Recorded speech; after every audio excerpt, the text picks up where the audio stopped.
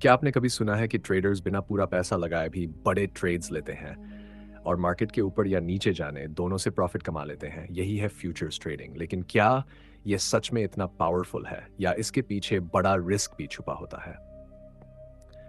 आज हम futures trading को पूरी तरह आसान और प्रैक्टिकल तरीके से समझेंगे। सबसे पहले समझिए, फ्यूचर्स ट्रेडिंग एक ऐसा कॉन्ट्रैक्ट होता है जिसमें आप किसी एसेट जैसे स्टॉक, इंडेक्स या बिटकॉइन को एक तय प्राइस पर फ्यूचर डेट में खरीदने या बेचने का अग्रीमेंट करते हैं। यानी आप अभी ट्रेड लेते हैं लेकिन उसका सेटलमेंट फ्यूचर में होता है। अब एक सिंपल एग्जांपल, मान लीजिए आपको लगता है कि प्राइस ऊपर जाएगा तो आप बाय फ्यूचर्स लेते हैं, और अगर प्राइस सच में ऊपर चला गया तो आपको प्रॉफिट होता है। वहीं अगर आपको लगता है कि प्राइस नीचे जाएगा तो आप सेल फ्यूचर्स ले सकते हैं और प्राइस गिरने पर भी प्रॉफिट कमा सकते हैं। अब सबसे इंपॉर्टेंट बात, लेवरेज।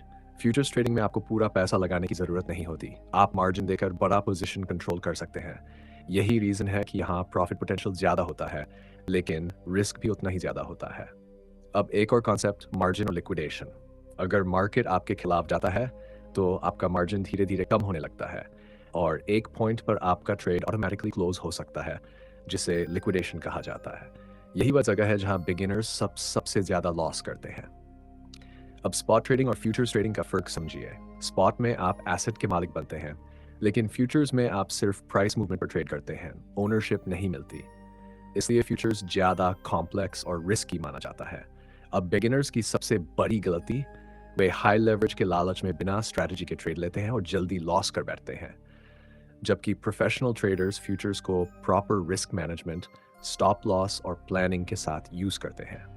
अब माइंडसेट की बात करें, अगर आप फ्यूचर्स ट्रेडिंग को जल्दी अमीर बनने का शॉर्टकट समझते हैं तो ये आपको जल्दी लॉस देगा।